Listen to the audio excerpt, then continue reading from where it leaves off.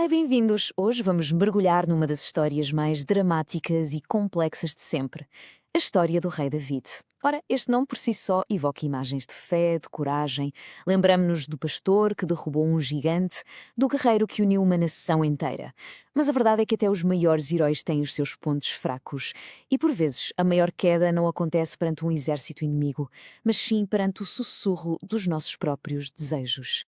É mesmo disto que se trata. Esta não é uma história de glória no campo de batalha.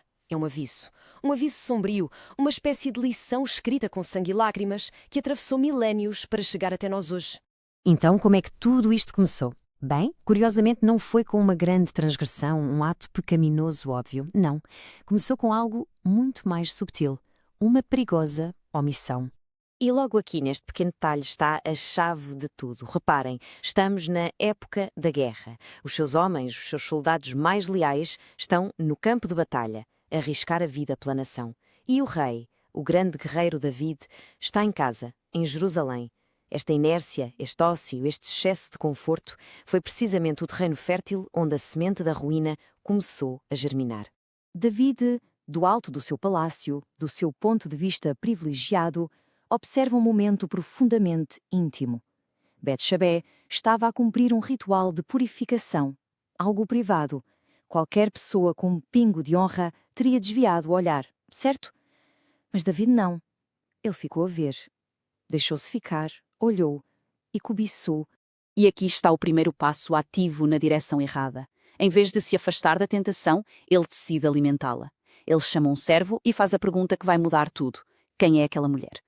A curiosidade estava prestes a transformar-se num incêndio de luxúria. A resposta do servo não foi apenas uma informação, foi um aviso. Um aviso claro, uma última oportunidade para David parar. Aquela mulher não era uma desconhecida qualquer. Era a esposa e a filha de homens que lhe eram leais até à morte. Homens que naquele preciso instante estavam a lutar e a arriscar a vida por ele. O aviso não podia ser mais claro. E é aqui que a história se torna ainda mais complexa e que temos de nos questionar. Durante séculos, isto foi contado como um caso de adultério, uma falha de ambos. Mas será que foi mesmo isso que aconteceu? Basicamente, há duas formas de olhar para isto. Por um lado, a visão tradicional de um romance proibido, uma fraqueza partilhada.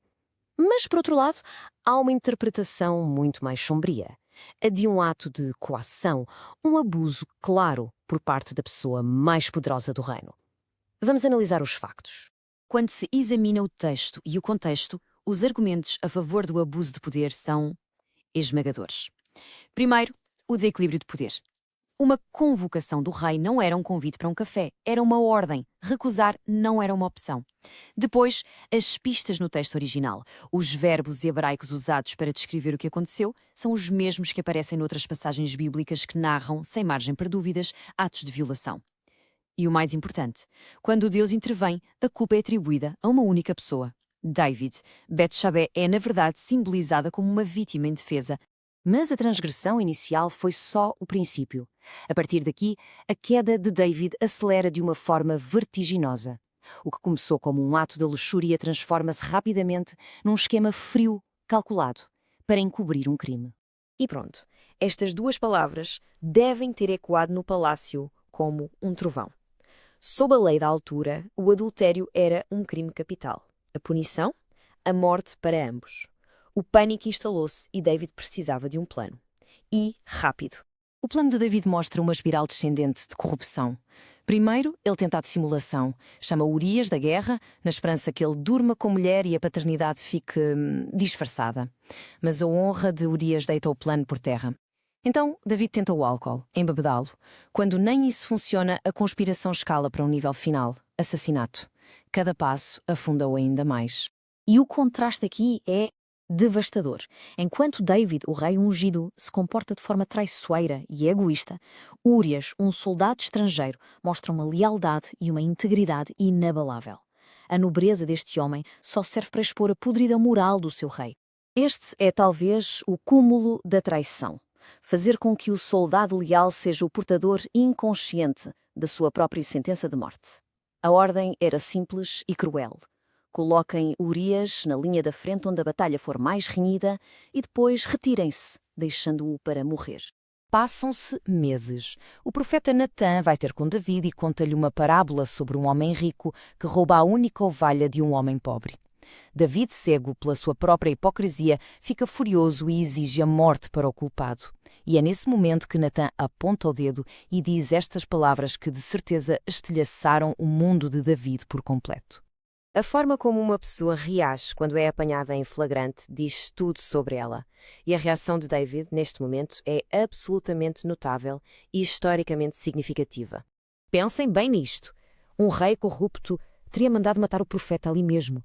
Um político mais calculista teria arranjado 1001 desculpas. Mas David não. O orgulho do monarca desmorona-se.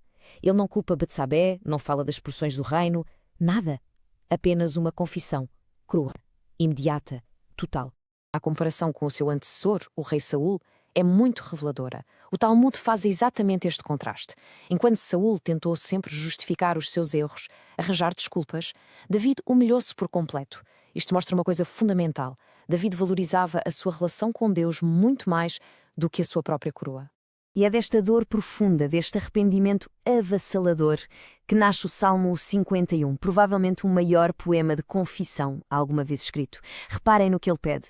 Ele não pede para manter o reino, as riquezas, o poder. Ele pede por uma transformação interior, um coração puro. Mas e há sempre um mas. O perdão, mesmo o perdão divino, não apaga as consequências das nossas ações. E a história de David ensina-nos precisamente isso. As escolhas que fazemos deixam cicatrizes. Cicatrizes duradouras, em nós e naqueles que nos rodeiam.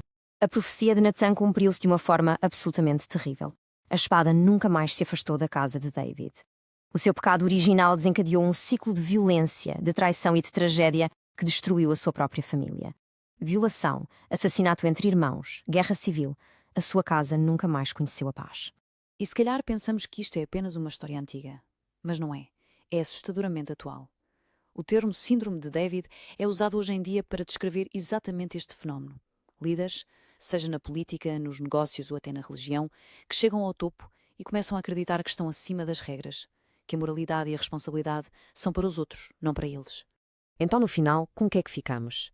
É esta uma história de aviso sobre os perigos do poder ou uma lição sobre a beleza do arrependimento? A verdadeira força desta narrativa é que ela é, na verdade, as duas coisas.